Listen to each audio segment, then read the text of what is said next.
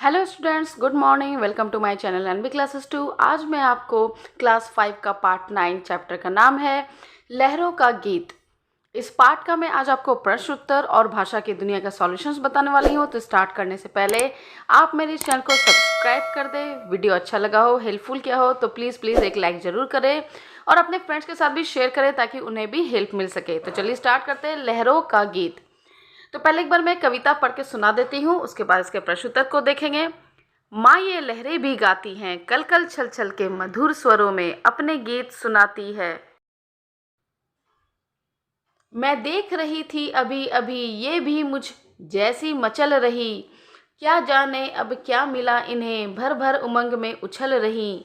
तट से आ आकर हंस हंस कर अपनी बातें कह जाती है, माँ ये लहरें भी गाती हैं।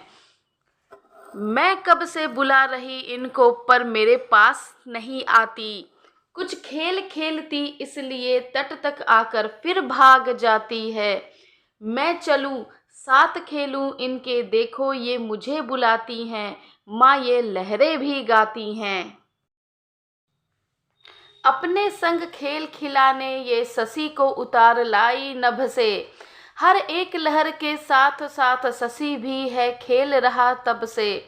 कैसे धीमे धीमे जल के झूले पर उसे झुलाती है, माँ ये लहरें भी गाती हैं।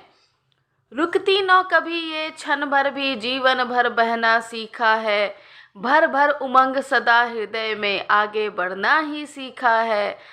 हंस हंस कर जीवन पथ पर बढ़ते जाओ यह कहती जाती है, माँ ये लहरें भी गाती हैं। इस कविता के कवित्री है द्वारिका प्रसाद माहेश्वरी जी, इन्होंने ही यह कविता लिखा है। तो चलिए बच्चों, अब हम लोग इसके प्रश्नोत्तर पर देखेंगे। इस चित्र में देखेंगे एक बच्ची अपनी माँ से लहरों के अलग अलग दृश्यों के बारे में बता रही है। तो चलिए अब देखते हैं इसके प्रश्नोत्तर। प्रश्न क, मौखिक का प्रश्न क, लहरों का स्वर कैसा है? उत्तर है मधुर। ख नंबर, लहरें उमंग में क्या करती हैं? उत्तर है लहरें उमंग में उछलती हैं। ग नंबर, लहरें तट पर आकर क्या करती हैं? उत्तर होगा लहरें तट पर आकर भाग जाती हैं। घ नंबर, लहरें नभ से किसे उतार लाई हैं? उत्तर होगा लहरें नभ से चांद को उतार लाई हैं। आगे हम लोग देखते हैं, सही उत्तर चुनिए। कविता में किसके गाने की बात हो रही है? उत्तर होगा लहरों के। ख नंबर देखेंगे, भर भर उमंग सदा हृदय में पंक्ति का अर्थ क्या है? उत्तर होगा दिल में जोश भरकर।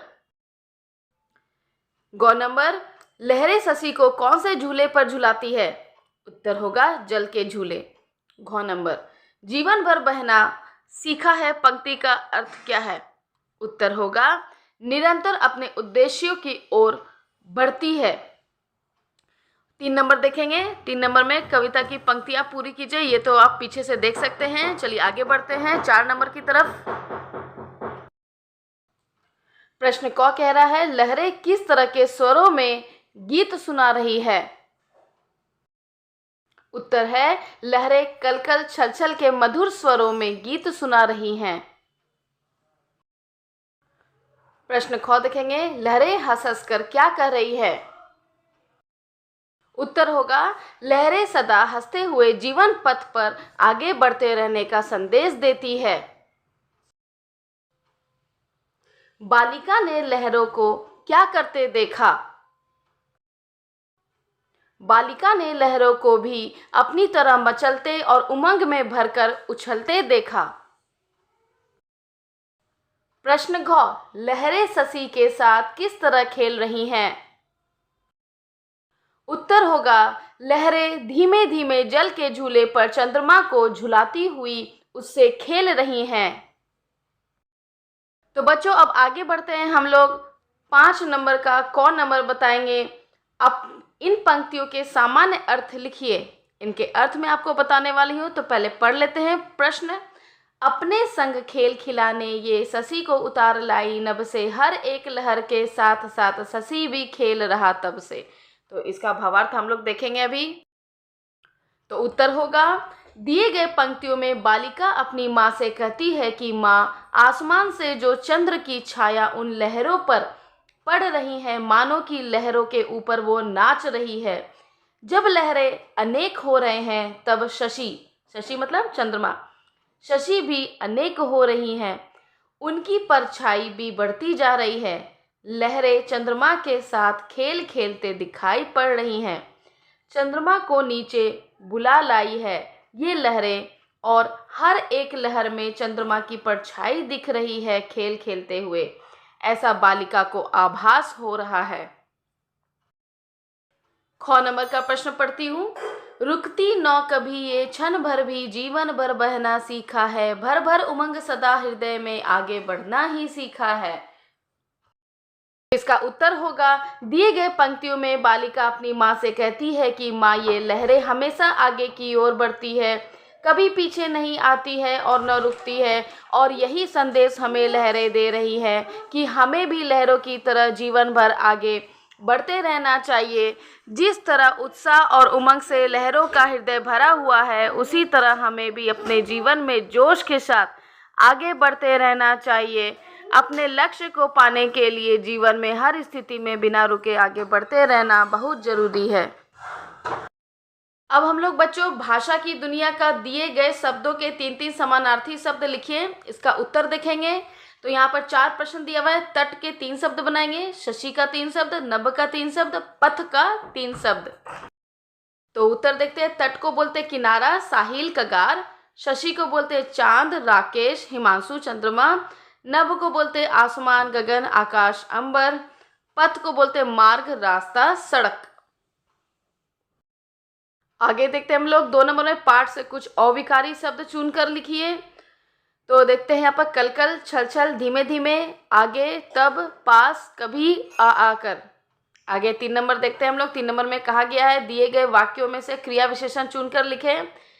क नंबर, ये कहीं भी क्षण भर रुकती नहीं है। तो कहीं क्या है? क्रिया विशेषण। ख नंबर, शशि भी तब से खेल रहा है। तब शब्द क्या हुआ? क्रिया विशेषण, मैंने अंडरलाइन कर दिया है। ग नंबर, ये लहरें शशि को जल के झूले पर धीमे धीमे झुलाती है। धीमे धीमे क्या हो गया? क्रिया विशेषण। घ नंबर, ये लहरें सदा बहती रहती हैं। सदा क्या हो गया? क्रिया विशेषण। अंगो नंबर, ये हमें जीवंत पथ पर आगे बढ़ते जाने की सीख देती है। तो आगे क्या हो गया? क्रिया विशेषण। अब हम लोग इसका 4 नंबर विलोम शब्द लिखिए बताने वाले हैं। क नंबर, मधुर का कर्कश, आकाश का पाताल, भरा का खाली, हंसना का रोना, चलना का रुकना, पाना का खोना। तो बच्चों ये था इस पाठ का प्रश्न उत्तर, और इसके सभी भाषा की दुनिया का जो भी सॉल्यूशन था सभी मैंने आपको बता दिया हूँ। तो आप मुझे कमेंट कर सकते हैं आपको कौन से चैप्टर का सॉल्यूशन चाहिए। मैं कोशिश करूँगी अपने इस चैनल में अपलोड करने की, तो मुझे कमेंट में लिखें। और आपको ये वीडियो हेल्पफुल हुआ हो तो लाइक करें, अपने फ्रेंड्स के साथ शेयर करें और सब्सक्राइब करना ना भूलें, तभी आपको सारे आने वाले अपकमिंग वीडियोस का नोटिफिकेशंस मिल सकेगा। तो आज के लिए इतना ही। Thank you, bye bye, keep watching NB classes 2।